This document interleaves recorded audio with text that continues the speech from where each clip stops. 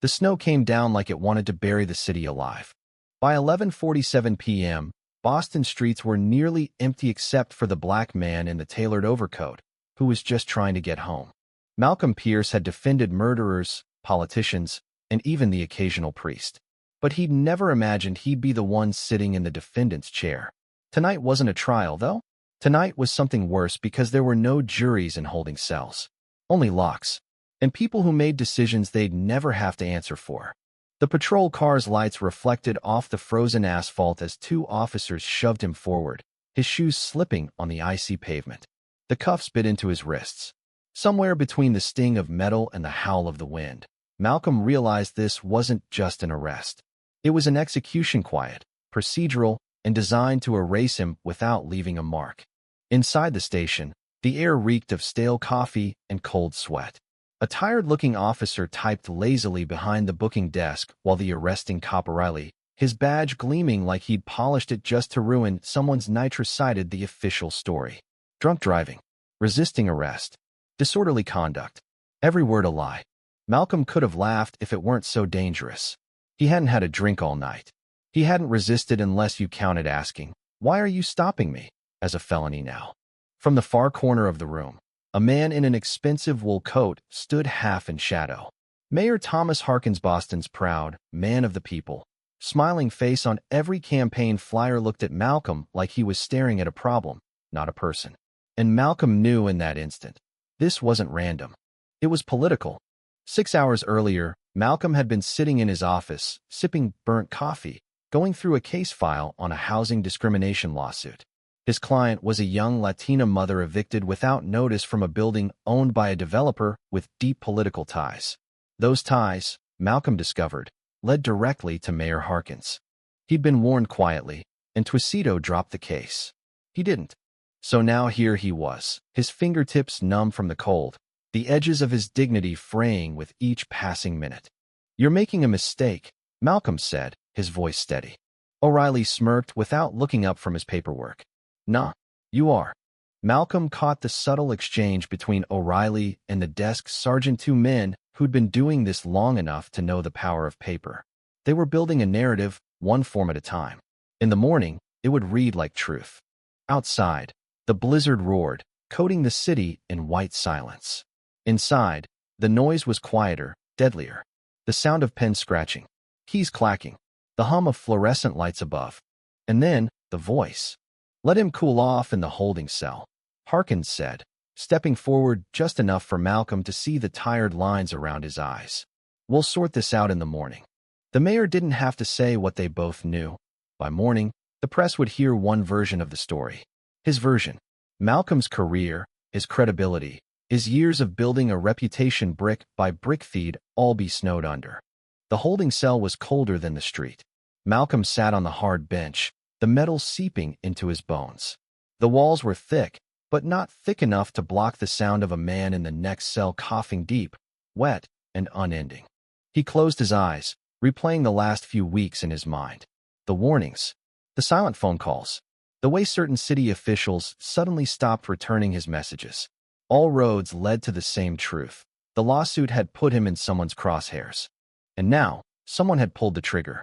He thought of calling his law partner, Jordan, sharp-tongued, fearless, the kind of friend who didn't back down from anyone, but his phone was locked away with his wallet, somewhere behind the desk. Instead, he waited, and listened, and planned. Because Malcolm Pierce wasn't just a lawyer. He was a man who'd learned long ago that the most dangerous thing you could give someone wasn't power, it was a reason. And after tonight, he had one. The hours in a holding cell do strange things to time. Minutes stretch into miles. The hum of the heater barely a whisper becomes a taunt. Every creak of the door sounds like salvation, then slams into disappointment. By 2:14 a.m., the storm outside was in full white fury.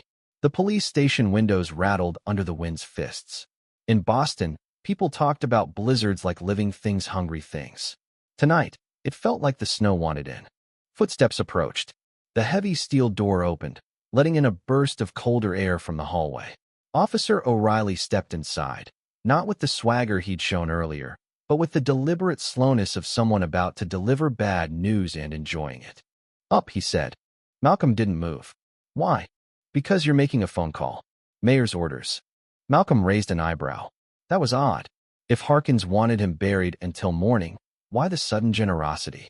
Then he noticed the smirk curling at the corner of O'Reilly's mouth. It wasn't generosity. It was theater. The phone was on the far wall of the booking area. O'Reilly handed him the receiver, then leaned against the counter like a man settling in for a show. Malcolm dialed Jordan's number from memory. It rang twice before she answered, her voice sharp with sleep. Malcolm? What? Jordan, listen carefully. I've been arrested. The line went dead. Malcolm stared at the phone. You cut the line? He asked, turning to O'Reilly. The officer shrugged. Technical problem. His grin said otherwise. Back to the cell. No explanation. No apologies. Just the sound of the lock sliding home. Around 3:30 a.m., the sound of arguing drifted through the walls. Malcolm moved to the small barred window in the cell door. He couldn't see much, just the hallway, lit sickly yellow, but he recognized the voice instantly. Jordan, you think I'm going to stand here while you hold my partner without charges? In a snowstorm? Are you out of your damn mind? She's feisty, O'Reilly said from somewhere out of sight. Jordan's heels clicked against the tile. You've got 20 minutes to release him, or I swear to God, every reporter in this city will be parked outside by sunrise. The hallway fell silent for a beat. Then Harkins's voice slid in smooth, calculated. Jordan, this is not how we conduct professional conversations. You don't get to lecture me about professionalism while your officers are kidnapping lawyers. Malcolm felt something tighten in his chest, not fear, but a flicker of something dangerously close to hope. By 4:05 a.m., the cell door opened again. O'Reilly stepped back, and Jordan walked in, her dark hair dusted with snow, eyes burning with fury. Get up. We're leaving, she said. No charges. Malcolm asked. They couldn't make one stick without fabricating evidence, she said, loud enough for O'Reilly to hear. Not that they didn't try. Malcolm stepped past O'Reilly, close enough to catch the faint scent of coffee and cigarette smoke clinging to his coat. This isn't over, he murmured. The smirk faltered. Just a little. The snow outside was a wall. Jordan's car was buried in a drift, so they walked shoulders hunched against the wind toward her apartment 3 blocks away. Talk, she said, not looking at him. It's Harkins. The lawsuit against the developer wants it gone. Tonight was his message. Subtle, she said dryly. He wanted me humiliated. He wanted me scared enough to drop it. Are you? Malcolm stopped in the middle of the sidewalk, snow piling on his shoulders, his breath steaming in the cold. No. Jordan smiled faintly, a flash of warmth in the frozen night. Good. Because I've been digging. And our friend the mayor has more skeletons than the city morgue. By morning, Boston was paralyzed. Streets were impassable, the airport shut down. The city was effectively frozen in place, which meant so were its politicians. Jordan spread a series of files across her kitchen table while Malcolm sipped coffee, the heat thawing the last of the cell's chill from his bones. Bank statements, property transfers, donations routed through fake nonprofits. And she tapped one file, a closed-door meeting with your developer friend 2 days before your client was evicted. This is good, Malcolm said. But it's not enough. Not yet. Jordan's eyes narrowed. You're thinking of going public. I'm thinking we make him feel what I felt last night. By noon, the storm began to weaken. The mayor's office released a brief statement about a regrettable misunderstanding involving Malcolm's arrest. No apology. No admission of wrongdoing. Just enough words to make it sound like the matter was closed. Malcolm read it on Jordan's laptop, then looked at her. He thinks this is over. Jordan grinned. So let's make it just the opening act. They spent the next 2 hours on the phone calling reporters they trusted, contacts in the legal community, even a city council member who'd been quietly circling Harkins's seat for years. By 3 p.m., Malcolm's story was already moving. By 5 p.m., the first local news site ran the headline. Black lawyer claims mayor behind politically motivated arrest. The backlash was immediate. Supporters called it a baseless attack on a dedicated public servant. Opponents called for an investigation. And somewhere in the noise, Malcolm's client, the young Latina mother, called Jordan in tears, thanking them for not backing down. That night, Malcolm sat in the same tailored overcoat, this time in Jordan's living room, watching the storm coverage on TV. The snow was already melting into dirty slush, but the city was still locked in a political freeze. And for the first time in 24 hours, Malcolm allowed himself to think, maybe we can win this. But power never dies quietly. 2 days later, Malcolm found an envelope slid under his office door. Inside was a single photograph, his younger brother, Marcus, leaving a bar late at night. Written on the back in thick black marker were 4 words, "Drop it, or else." Malcolm sat at his desk, the photograph trembling slightly between his fingers. It wasn't fear that made them shake, it was rage. Marcus was the one family member Malcolm had left in Boston. Younger by 5 years, he had nothing to do with politics or law. He worked double shifts as a nurse at Mass General, lived modestly, kept his head down. Dragging him into this was crossing a line. The cheap office clock on the wall ticked too loud. Outside, Boston's streets were dripping with meltwater, the snowbanks shrinking into slushy gray lumps. The blizzard had passed, but the political storm was just gathering strength. Jordan walked in without knocking, holding a paper bag with 2 coffees. She stopped when she saw his face. "What happened?" He handed her the photo. Her jaw clenched.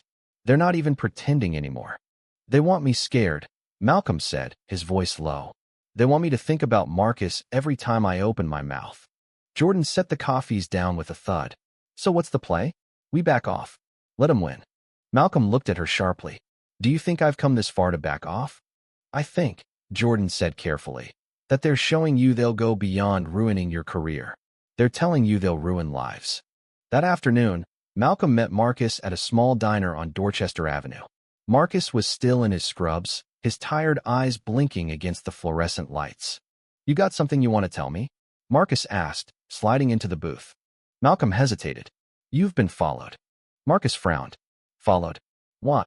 "Because I'm in the middle of a case the mayor doesn't want me to win." Marcus leaned back, letting out a humorless laugh.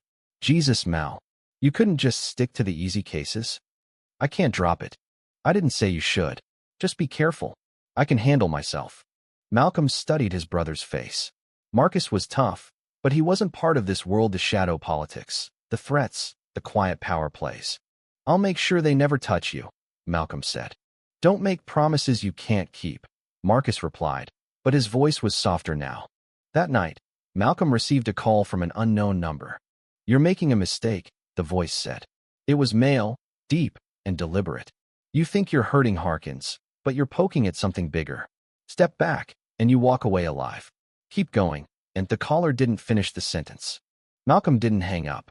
"Tell him I'm not afraid of him." A pause. Then, almost amused, "Who said I was talking about him?" The line went dead. Jordan came over within the hour. They pored over the files again, looking for the thread that might explain the threat's real source. "Look at this," Jordan said, tapping a property deed. "Harkins didn't own this building directly, it's tied to a shell company. But the company's board has a new name as of last year." Malcolm leaned closer. "Martin Kane." Jordan nodded grimly. "Former state senator. Lost his seat in a corruption probe. Disappeared from the public eye. And now he's suddenly in real estate." "And if Kane's involved," Malcolm said slowly, "then this isn't just about evicting one tenant. This is a laundering operation." They decided to move fast. Malcolm contacted a trusted investigative journalist, Celia Torres, who owed him a favor from a wrongful conviction case he'd won for her cousin. She agreed to meet them at her office at the Boston Ledger. Celia listened, her pen scratching furiously. When Malcolm finished, she sat back. "You have enough here to blow this wide open. But if Kane's involved, you're dealing with someone who doesn't mind collateral damage." "I've already had a warning," Malcolm said. "I'm not stopping." Celia looked at him for a long moment, then nodded. "Give me everything. If I can verify the paper trail, I'll run it. But you need to understand, once this goes live, you won't just be up against Harkins. You'll be up against people who operate in the shadows." "Then we drag them into the light," Malcolm said. The next day, the first ripples hit. Celia's preliminary piece didn't name Kane outright, but it linked Harkins to the shell companies owning multiple low-income buildings targeted for redevelopment. Talk radio lit up. Activist groups called for a rally in front of City Hall. Harkins issued a statement calling the allegations politically motivated fiction. By evening, Malcolm's office phone was ringing nonstop, some calls in support, others filled with venom. One message stood out. A man's voice, barely above a whisper. "You're getting close. Check the harbor contracts." The harbor contracts were public, at least on paper. Malcolm spent hours digging through the city's procurement website until he found them. Buried in the details were payments to a consulting firm that didn't seem to exist. No office. No employees. Just a P.O. box in Southie. Jordan traced the P.O. box to an old shipping company shut down after federal smuggling charges. The company's former owner? Martin Kane. It was the connection they needed. They didn't get a chance to celebrate. At 11:18 p.m., as Malcolm left the office, a black SUV with tinted windows rolled up beside him. The passenger window lowered just enough for him to see the barrel of a gun. Last warning, a voice said from the shadows. You're in over your head. The SUV pulled away before he could react. By morning, the threat had crystallized into resolve. Malcolm and Jordan prepared their case for public release documents, timelines, testimonies. Celia promised to have the full expose ready in 3 days. But Boston's political machine moved quickly when threatened. That afternoon, the police arrived at Malcolm's office with a warrant, this time for tax irregularities. Jordan laughed in their faces. You're not even creative anymore.